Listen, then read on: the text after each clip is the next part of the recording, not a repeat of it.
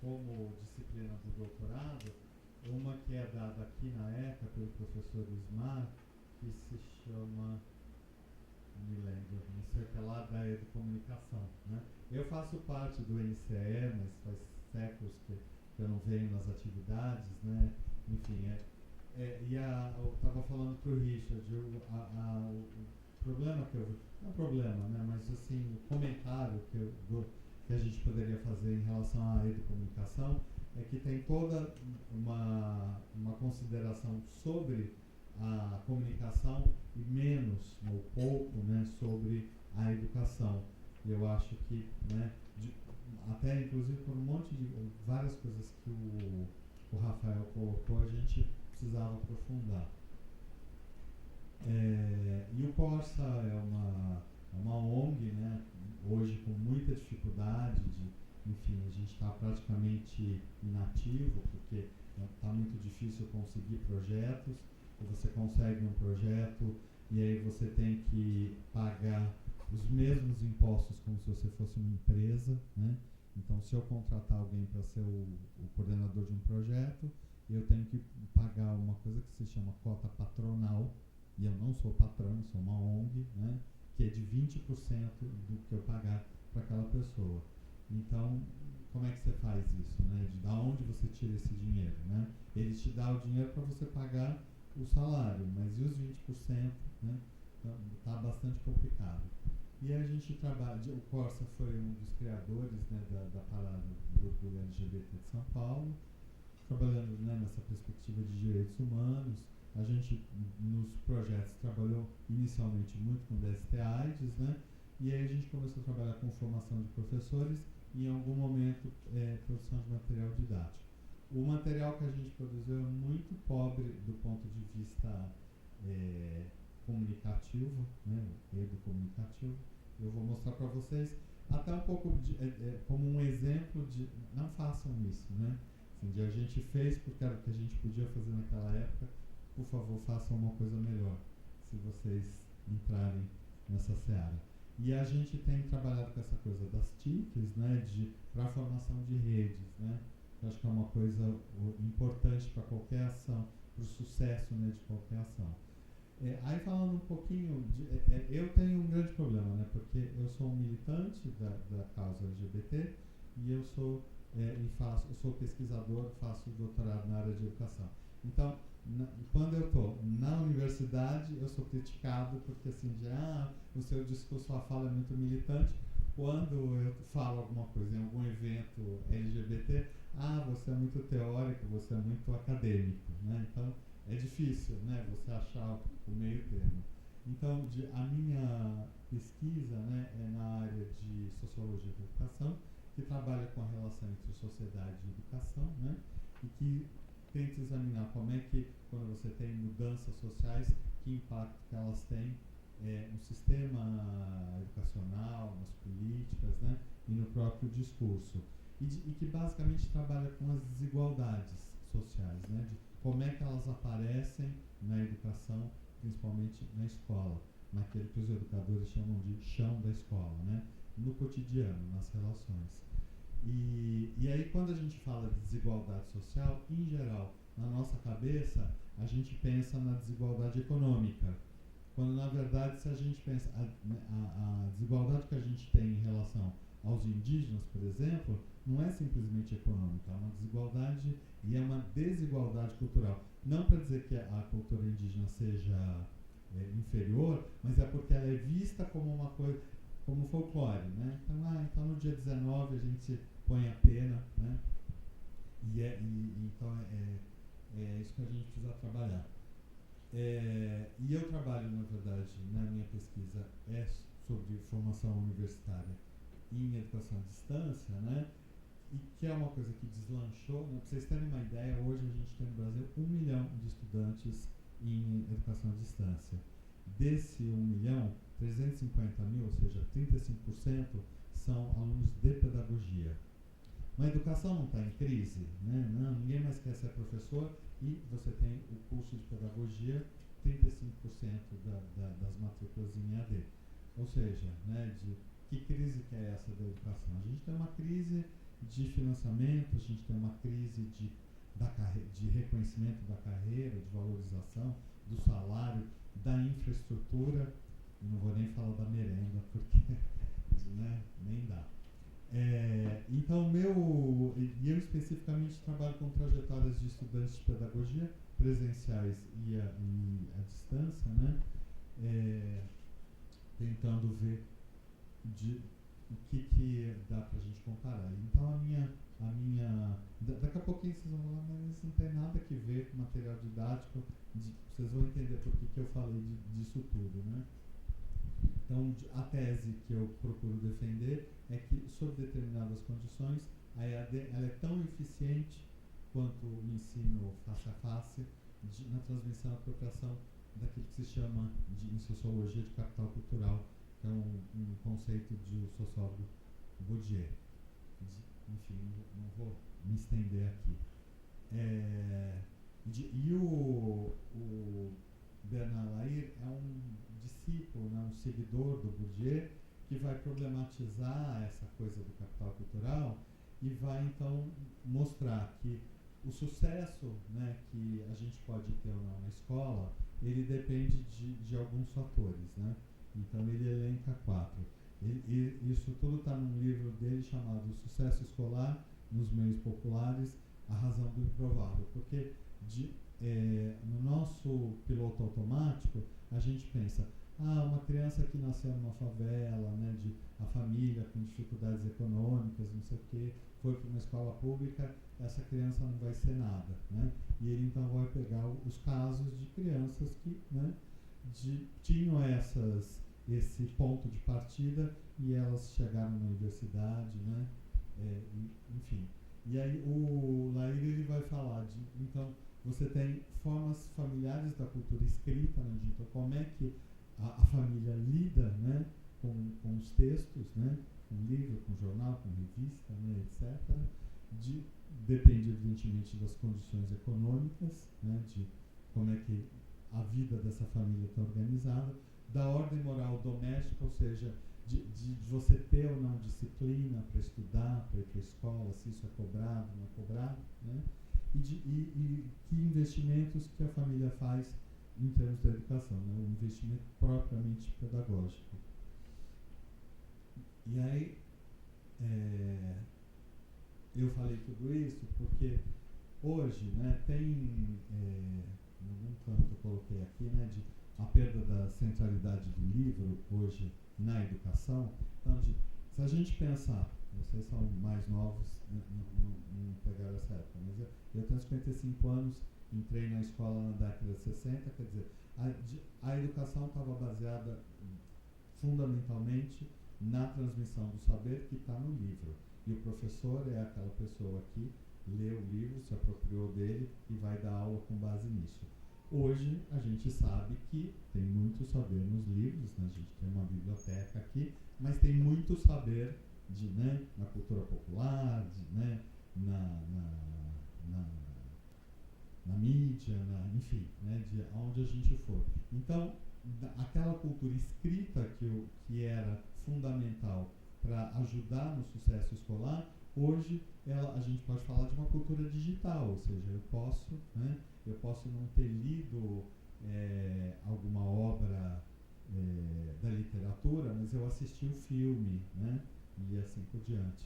E de qualquer maneira, a gente ainda, o livro, né, perdeu a centralidade, mas o texto ainda é uma coisa importante, né? Então hoje, na universidade, a gente entrega um texto escrito, a gente faz uma monografia, a gente defende uma dissertação ou uma tese, né? Então, né, a nossa cultura, o livro, né, o texto escrito ainda é fundamental, só que a gente vive num mundo que hoje, né, a tecnologia digital começa, né, então isso é super importante. Eu acho que não dá para a gente pensar material didático e todos os exemplos que o Rafael deu estão, né, tem alguns cartazes, não tem uma cartilha, não tem um livro aí, né, que eu acho que então é essa a tendência, né. e pensar de como é que essa coisa, dessa cultura digital, ela afeta os nossos processos cognitivos, né? A maneira de ensinar e a maneira de aprender passa a ser diferente, né? Então, essa cultura digital coloca pra gente essa questão de como é que a gente se relaciona com a mídia então aquela socialização que quando não existia, né, essa tecnologia tão desenvolvida, né, ela estava centrada basicamente na família e na escola, né, como transmissão do saber, né, e da convivência em grupo, né, ela hoje, né, em função da mídia, isso está maior, mais amplo, mais complexo, né? E aqui eu acho que entra a questão da educomunicação propriamente dita, né?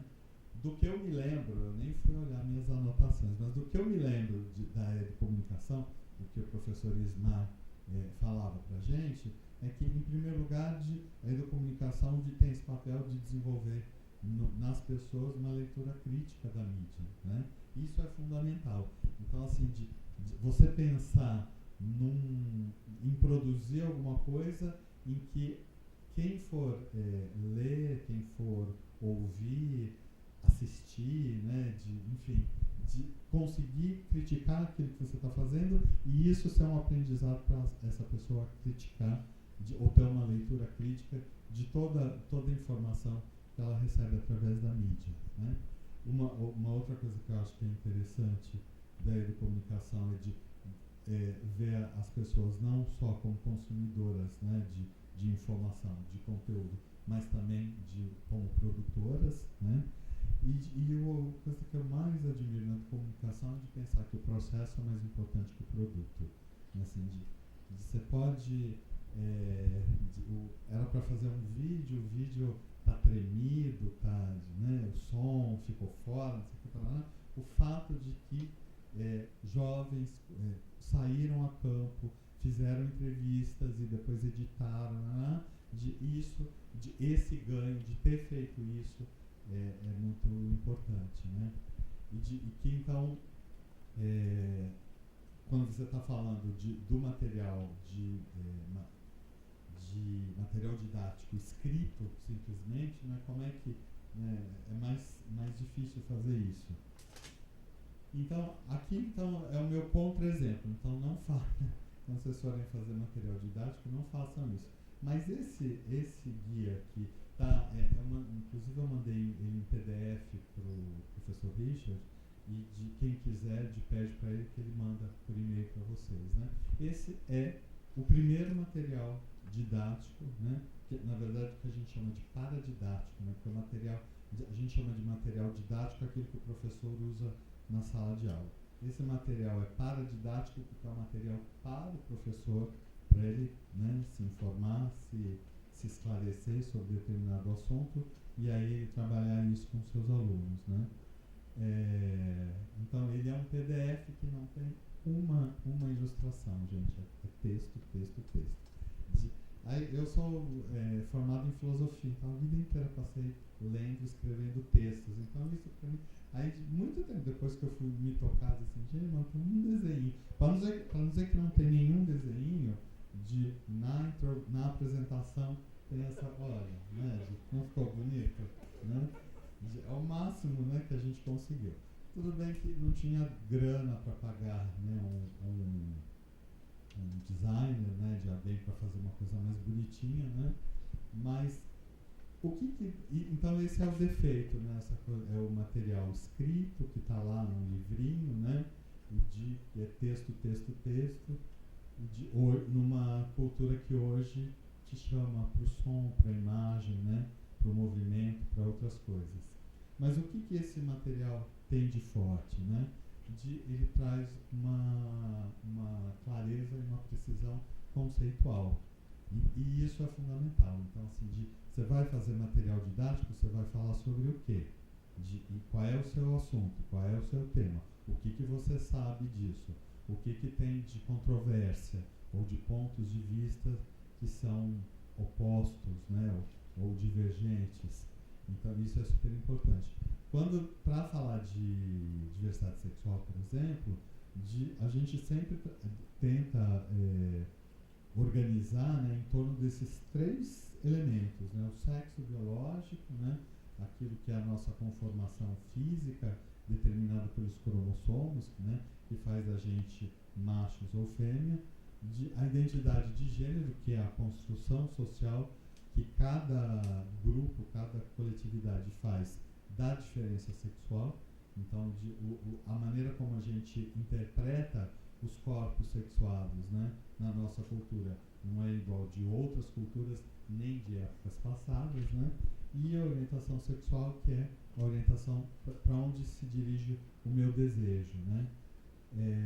Então, isso só para mostrar para vocês um exemplo, né, de esclarecer as pessoas de que a identidade de gênero não é um dado biológico, é uma construção que é ao mesmo tempo individual e social, porque eu posso ter nascido com um pênis e me sentir mulher, me comportar como mulher, né, como é o caso das travestis e transexuais, é uma coisa importante. Então, assim, fazendo isso, eu estou desfazendo ideias pré-formadas, né, ou seja, preconceitos. E a orientação sexual, né, de como essa tendência, inclinação, o nome que a gente, preferência, né, que eu tenho em relação àquilo que é o objeto do meu desejo. E que então, que a gente, no senso comum, fala de opção sexual. Né, como se eu, algum dia, olhasse no espelho e falasse assim, ser hétero é muito, né, bobagem, todo mundo é hétero, vou ser diferente. Mas eu não escolhi isso, né? Como evidentemente uma pessoa heterossexual nunca falou, né, acho que eu vou ser hétero aqui, né? Tá mais na moda do que, né, entendeu? Então, trabalhar, isso é um conceito importante. A partir do momento que eu percebo que não é uma escolha consciente, mas que é um processo, né, de meio que um mosaico, né, de coisas que, né, eu vou construindo na minha vida e que faz com que eu vá para essa direção ou para aquela, né, é super importante. Mas, então isso o que eu estou falando aqui, se fosse, por exemplo, na questão étnico-racial, né, a própria ideia de raça, né, ela do ponto de vista científico, não existem raças, né? Existe o ser humano, a raça humana. Então não existe raça branca, negra, amarela, vermelha, né? Mas a gente usa hoje o termo raça porque ele foi historicamente construído, né, para fazer essas separações, né, e provocar essa desigualdade. Então, né, então, quando a gente fala relações raciais, não existe raça, mas quando a gente fala relações raciais, a gente sabe muito bem do que está falando, né? E aqui eu trouxe uma coisa, um pouco para a gente pensar também, não sei se vocês acompanharam toda a polêmica que rolou em torno desse projeto chamado Escola Sem Homofobia, que foi, num determinado momento, a mídia, né, falava no kit Escola Sem Homofobia, né, no kit o que é um kit, né?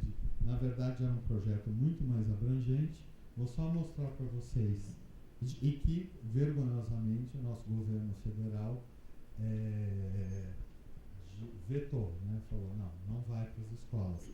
E ele estava previsto para ir para 5.000 escolas num país que tem não sei quantas mil escolas, acho que 100.000 escolas. Então era assim, de 5% das escolas. Então se fez um estardalhaço para uma coisa que era, inclusive, né, um projeto piloto, uma coisa muito incipiente. E esse projeto, ele falava o seguinte, o principal desafio, criar estratégia de comunicação envolvendo a criação dos materiais educativos e a capacitação para que promovam rupturas com crenças baseadas no senso comum.